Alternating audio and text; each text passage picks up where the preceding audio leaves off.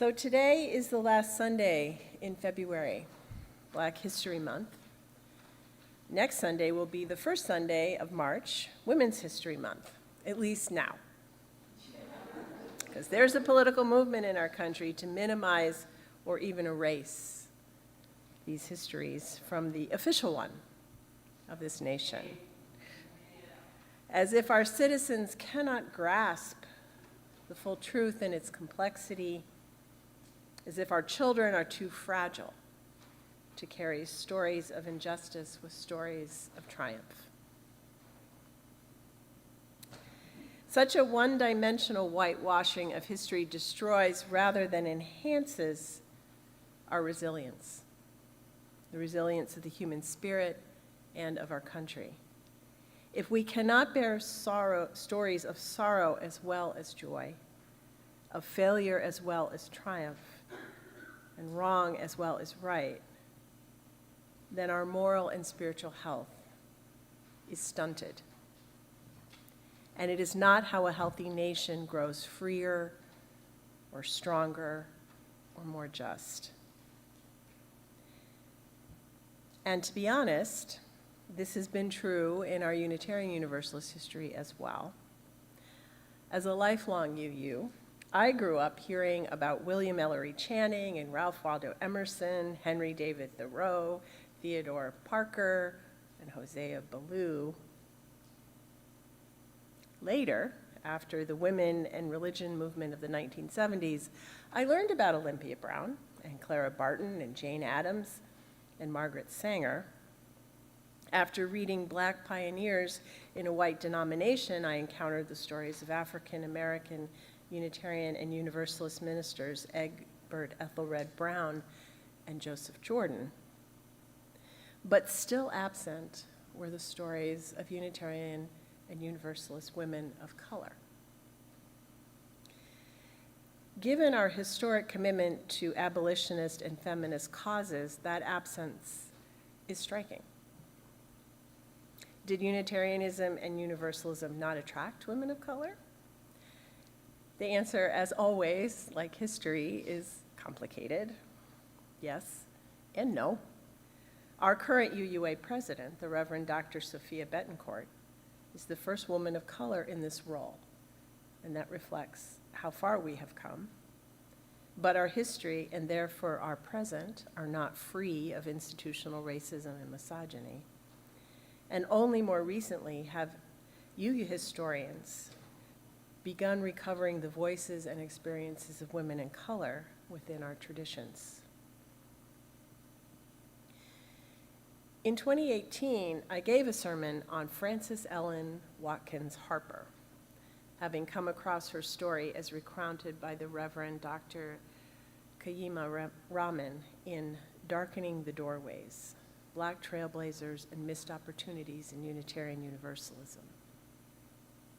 And I'm revisiting that sermon and Harper's life today because it is a story worth telling more than once, especially today, to remind us of what has changed and what dynamics are still at work within our faith as well as in our country.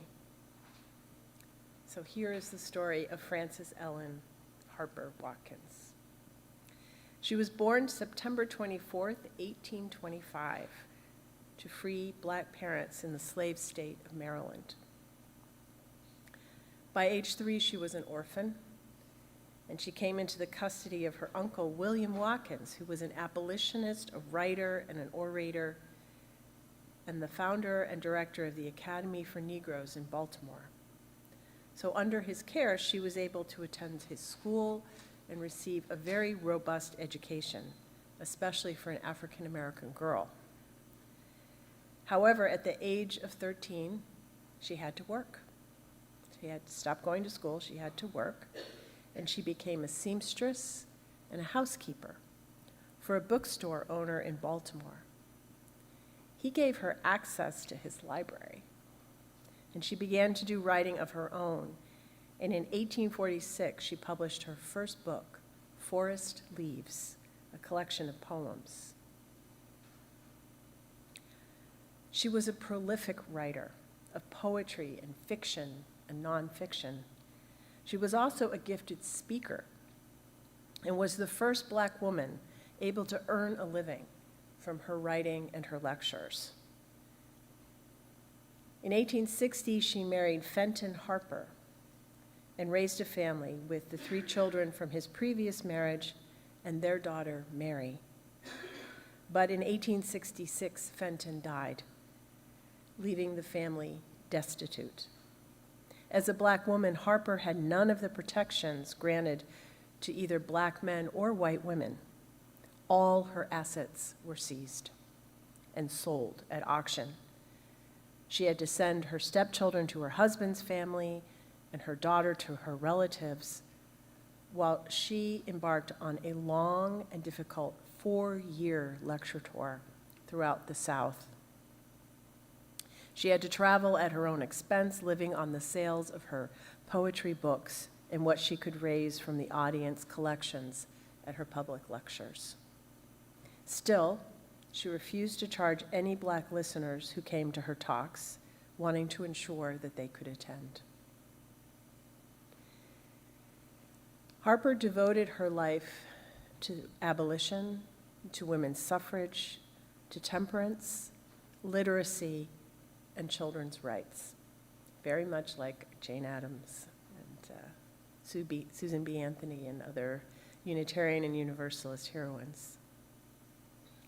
She worked alongside Frederick Douglass and Sojourner Truth, Susan B. Anthony, and she was the first female instructor at Union Seminary in Columbus, Ohio, which later became Wilberforce University.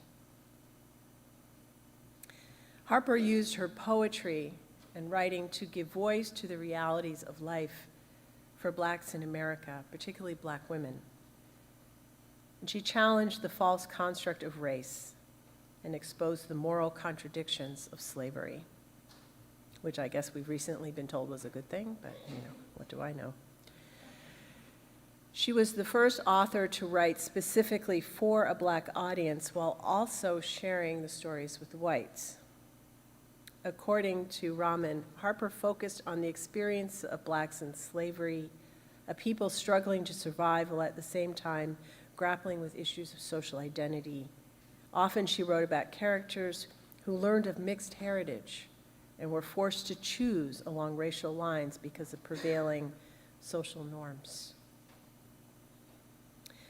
This is an excerpt from one of her poems about a slave auction. It gives voice not only to the people enslaved, but the cruelty of family separation. The sale began, young girls were there, defenseless in their wretchedness, whose stifled sobs of deep despair revealed their anguish and distress. And mothers stood with streaming eyes and saw their dearest children sold.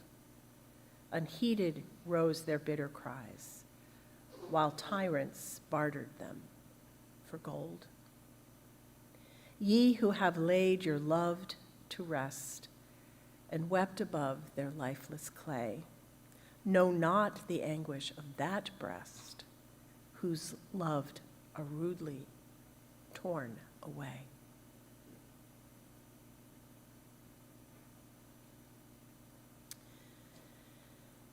Harper was a speaker at the 1866 Women's Rights Convention, and she spoke directly to the difference in the oppression experienced by white women and women of color.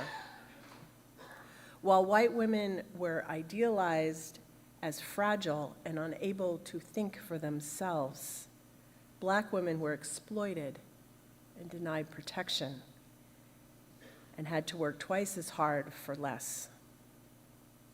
She begged her white sisters to recognize that these different forms of oppression worked hand in hand to divide and prevent the two groups of women from working together. You white women speak here of rights, I speak of wrongs. I, as a colored woman, have had in this country my hand against every man and every man's hand against me. While there exists this brutal element in society which tramples upon the feeble and treads down the weak, I tell you, if there is any class of people who need to be lifted out of their airy nothings and selfishness. It is the white women of America. She was not one to mince words. Harper encountered Unitarianism through her work in the abolitionist movement before the Civil War. And when she and her daughter Mary, finally reunited, moved to Philadelphia, they joined the First Unitarian Church, as well as the Bethel African Methodist Episcopal Church, which was the faith of her upbringing. Records from the Unitarian Church in Philly show her to be a pledging member and participant. However, she herself never wrote or talked publicly about her Unitarian faith. She expressed her own theology in a lecture that she gave to the National Council of Women in Washington, D.C. in 1891.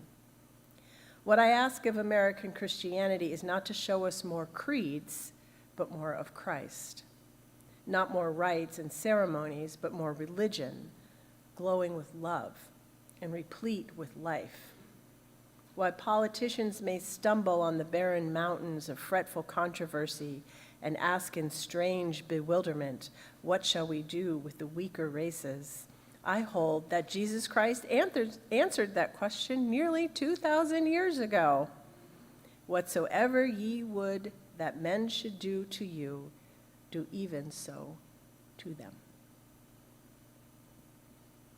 I hear in her eloquent words our Unitarian Universalist tradition that emphasizes ethics and right relationship over creeds and right belief. Less worship of Jesus as the Savior of individual souls, and more following his life and his example. We've been living in a time of constant and prolonged crisis. Political, social, and spiritual for almost 10 years.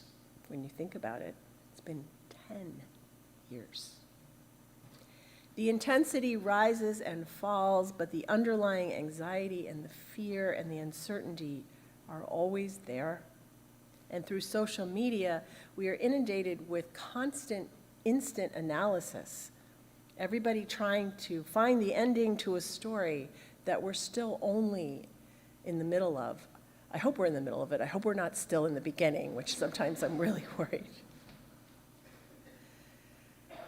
History doesn't repeat itself exactly, but it has patterns, family resemblances, that if we pay attention, can guide us if we pay attention.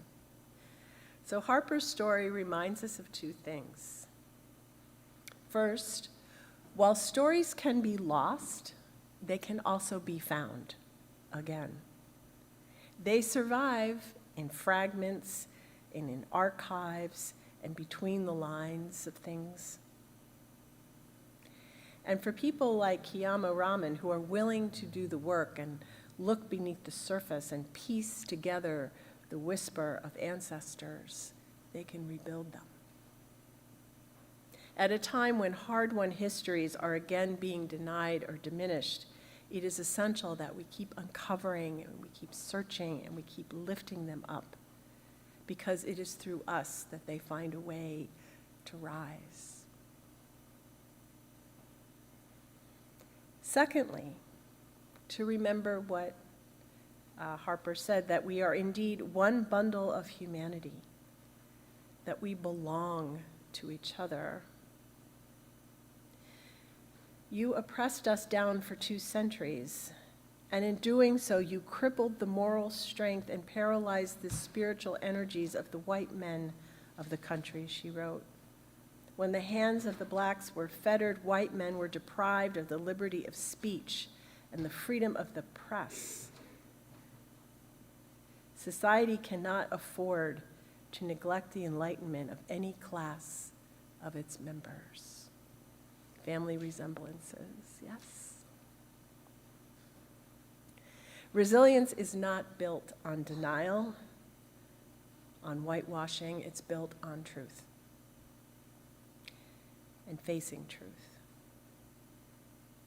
So our task then is now, is not only to tell the truth, to find the truth, to explore the truth, to hold it in all its complexity and contradictions, but to live it, to claim our own humanity and insist on the humanity of others, even when the world around us would have us forget.